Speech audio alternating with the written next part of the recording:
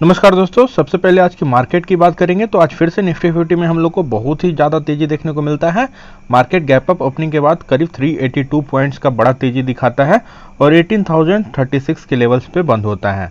तो हम लोग पहले की भी वीडियो में बात किए थे कि अभी बुल रन कुछ चल सकता है और 18,400 जो मार्केट का टॉप है वहाँ तक भी जा सकता है।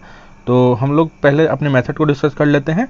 एक 20 के मूविंग एवरेज को यूज़ करते हैं जो कि आपको ब्लू लाइन शो कर रहा होगा। दूसरा हम लोग 200 डेज की मूविंग एवरेज को यूज़ करते हैं जो कि आपको पिंक लाइन शो कर रहा होगा। और तीसरा इंडिकेटर हम लोग लगाते हैं पिवट पॉइंट या पिवट लाइन भी बोलते हैं, जो कि आपको सपोर्ट या रेजिस्टेंस बताता है।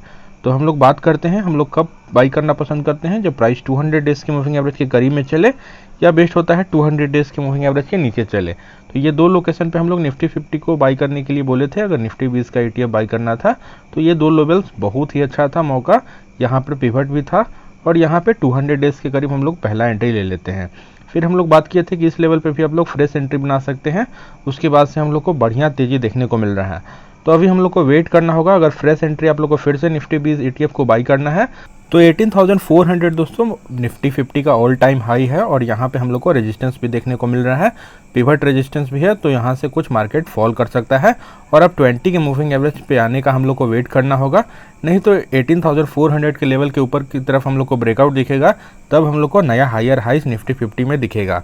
तो अभी हम लोग को निफ्टी 20 ETF को बाई करने से बचना चाहिए और अभी हम लोग को वेट एंड वॉच करना है, क्योंकि अभी थोड़ा बहुत हम लोग को पुल बैक भी देखने को मिल सकता है और 18,400 के बाद हम लोग को अच्छा नया हायर हाइस देखने को मिलेगा।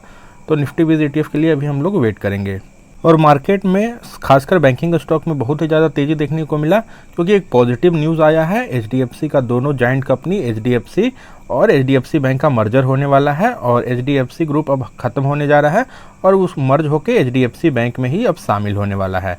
ये बहुत ही बड़ा डेवलपमेंट है दोस्तों। दीपक पारेख ने इसका अनाउंसमेंट किया और HDFC बैंक का मेन कंपनी होगा और HDFC ग्रुप उसमें मर्ज हो जाएगा।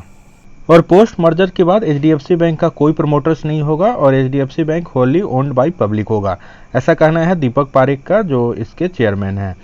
और HDFC लिमिटेड का 21% स्टेक है HDFC लिमिटेड के पास और HDFC लिमिटेड का कोई प्रमोटर नहीं है, एक प्रोफेशनली मैनेज कंपनी है। मोस्टली FIIs और DIIs ने इन्वेस्टमेंट कर रखा है HDFC लिमिटेड में। तो मर्जर के बाद HDFC बैंक का भी कोई प्रमोटर नहीं होगा, प्रोफेशनली मैनेज कंपनी होगा। और HDFC लिमिटेड के शेयर होल्डर को अब क्या करना होगा, तो 42 शेयर्स आपको मिलेगा HDFC बैंक का। अगर 25 शेयर आपके पास HDFC लिमिटेड का है तो आपको 42 शेयर्स HDFC बैंक का अलॉट होगा। तो अब हम लोग HDFC लिमिटेड के चार्ट को एनालाइज करके देखेंगे दोस्तों कि क्या हम लोग को 25 शेयर इसका बाई करके चलना चाहिए, ताकि हम लोग को HDFC लिमिटेड का 42 शेयर्स हम लोग को मिले। तो ऐसा हम लोग को सिर्फ सोल पर्पस इसके लिए नहीं करना है कि 25 शेयर बाई करेंगे तो तुरंत से हम लोग को क्विक गेन हो जाए, इसके लिए हम लोग को नहीं बाई करके चलना है। क्योंकि मान लीजिए अभी भी 200 डेज के मूविंग एवरेज के करीब में है, तो अगर लॉन्ग टर्म इन्वेस्टमेंट के पॉइंट ऑफ व्यू से आप इन्वेस्टमेंट करना चाहते हैं तब 25 शेयर आप HDFC ग्रुप का लिमिटेड का बाई करके चल सकते हैं, क्योंकि अभी भी बहुत ही मैनेजेबल पी पे वर्क कर रहा है, अंडर वैल्यूड की श्रेणी में है, प्राइस 200 डेज के मूविंग एवरेज के करीब में भी है, तो आप लोग बाई करके चल सकते हैं। लेकिन शॉर्ट टर्म के लिए अभी अच्छा नहीं होगा बाई करने के लिए, कि थोड़ा बहुत और भी पुल बैक हम लोग को देखने को मिल सकता है, क्योंकि जो यहाँ पे बाई किए होंगे यहाँ पे ज़रूर प्रॉफिट बुक करेंगे और फिर हम लोग को थोड़ा बहुत पुल बैक भी HDFC लिमिटेड में देखने को नियर टर्म में मिल सकता है।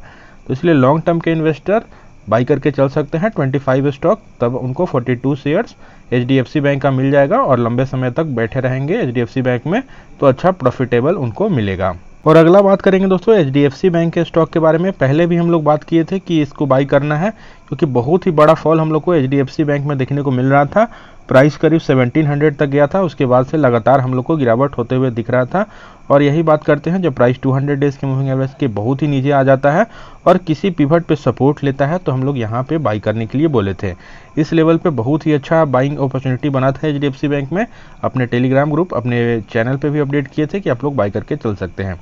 और उसके बाद से बड़ा मोमेंटम हम लोग को HDFC बैंक में देखने को मिलता है और यहाँ पे हम लोग को 3-4 बार 200 डेज के मूविंग एवरेज के करीब में रेजिस्टेंस था, उसको बढ़िया से ब्रेकआउट एकदम देता है और आज बहुत ही ज़्यादा करीब 10% से ऊपर का हम लोग को तेजी HDFC बैंक में देखने को मिलता है। और ऐसे नॉर्मली हम लोग को HDFC बैंक में 3% 4% का अप एंड डाउन दिखते रहता है, लेकिन इतना बड़ा तेजी हम लोग को HDFC बैंक में नहीं देखने को मिलता था, क्योंकि आज इसमें एक बड़ा न्यूज़ आया था, इसके कारण हम लोग को इतना बड़ा तेजी देखने को मिला। ये तेज़ी 1-2 दिन और भी जारी रख सकता है और भी हम लोग को प्राइस ऊपर जाते हुए दिख सकता है, क्योंकि मोमेंटम ऊपर की तरफ है। अभी और भी फ्रेश बाइंग आएगा HDFC बैंक में भी और HDFC लिमिटेड में भी, तो और भी हम लोग को तेज़ी देखने को मिलेगा और सेंटीमेंट भी अभी चल रहा है। तो ऐसे लॉन्ग टर्म के लिए आप लोग बाई करके चल सकते हैं। यहाँ पे भी मोमेंटम है तो आप लोग HDFC बैंक को भी बाई करके चल सकते हैं और HDFC लिमिटेड को भी आप लोग बाई करके चल सकते हैं। लॉन्ग टर्म में दोनों वेल्थ क्रिएटर है, लेकिन अब HDFC लिमिटेड का इसमें विलय हो गया है तो HDFC बैंक पे ही अब हम लोग को आगे बढ़ना है। और HDFC बैंक की अगर शेयर होल्डिंग पैटर्न की बात करें तो अभी फिलहाल प्रमोटर्स के पास 25.80% का होल्डिंग है। HDFC लिमिटेड का ही मैक्सिमम स्टेक प्रमोटर्स में है, तो अब प्रमोटर्स का स्टेक उतना नहीं रहने वाला है। FIIs का ही बड़ा स्टेक होगा। FIIs की बात करें तो बहुत ही बड़ा होल्डिंग FIIs के पास है, करीब 37.47% का होल्डिंग है। पिछले क्वार्टर में FIIs के पास करीब 38.23% का बड़ा होल्डिंग था, तो स्लाइटली डिक्रीज किया है FIIs ने, लेकिन अभी भी बड़ा होल्डिंग FIIs के पास है।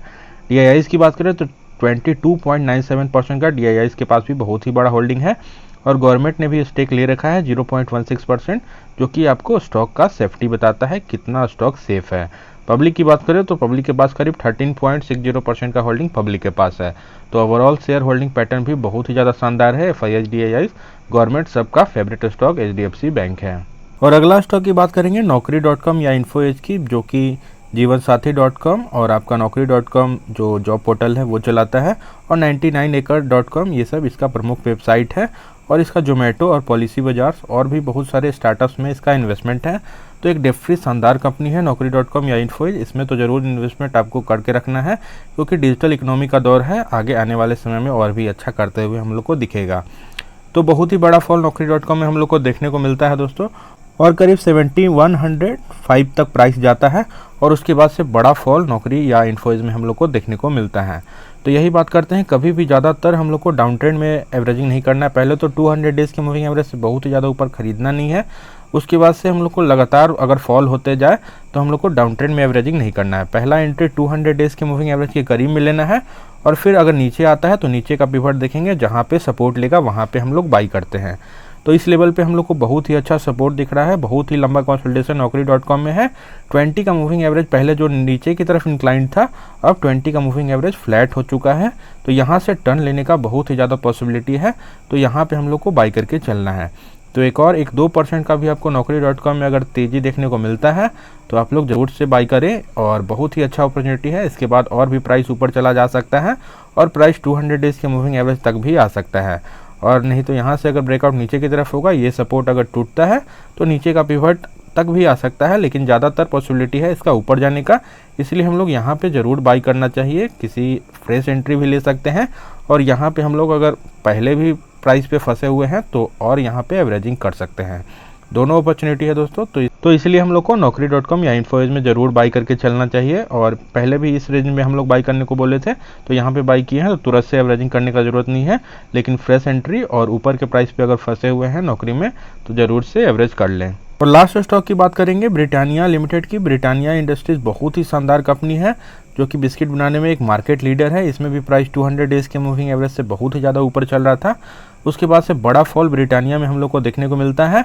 बहुत सारे FMCG स्टॉक में भी हम लोग को बड़ा फॉल देखने को मिला है इसी क्रम में, और ब्रिटानिया में भी बड़ा गिरावट हम लोग को देखने को मिला है। तो बात करें फिलहाल की, तो प्राइस 200 डेज़ के मूविंग एवरेज से बहुत ही नीचे चल रहा है, और इस पिवट लाइन करीब 3100 के करीब, इसको बहुत ही अच्छा सपोर्ट हम लोग को देखने को मिल रहा है इस पिवट पे। और डब्लू पैटर्न का हम लोग को फॉर्मेशन दिख रहा है। डब्लू पैटर्न एक बुलिश पैटर्न है, यहाँ से ऊपर प्राइस जा सकता है, और आज हम लोग को कैंडल 20 के मूविंग एवरेज के ऊपर भी और इस ब्लैक वाले पिवट के ऊपर भी क्लोजिंग देते हुए दिखा है। तो इसी कैंडल में आप लोग को ब्रिटानिया इंडस्ट्रीज में कुछ बाई करके चल लेना था। अगर अभी भी बाई नहीं किए हैं तो एक और बड़ा सा ग्रीन कैंडल अगर 1-2% का भी बने तो आप लोग ब्रिटानिया इंडस्ट्री में ज़रूर बाई करके चले, एवरेज भी कर सकते हैं। FMCG स्टॉक से हम लोग को डरना नहीं है, ज़्यादा तो हम लोग को ग्रोथ दिखने को नहीं मिलेगा, लेकिन 15-20% रिटर्न आप लोग ज़रूर टारगेट कर सकते हैं टेक्निकल एनालिसिस की मदद से, और बहुत ही सेफ स्टॉक माना जाता है। क्योंकि तो ब्रिटानिया इंडस्ट्रीज में भी आप लोग इन्वेस्टमेंट कर सकते हैं, और कभी भी ज़्यादातर हम लोग को डाउन ट्रेंड में एवरेजिंग नहीं करना चाहिए, ये हर वीडियो में बात करते हैं, और ब्रिटानिया इंडस्ट्रीज में भी लागू होता है। क्योंकि मान लीजिए डेली आप लोग बाई करते हैं तो बहुत ही ज़्यादा निगेटिव किसी भी स्टॉक में जा सकता है, -20% 30% तक भी, तो इसलिए हम लोग को ये बात का ध्यान रखना है। तो होप आप लोग को कंसेप्ट समझ में आया होगा, और वीडियो अच्छा लगा दोस्तों, अगर वीडियो अच्छा लगा वीडियो लाइक कर दीजिएगा, चैनल को सब्सक्राइब कर लीजिए और अपने दोस्तों में शेयर कीजिए, और हमारा फ्री टेलीग्राम ग्रुप भी है, उसको भी आप लोग ज्वाइन कर सकते हैं।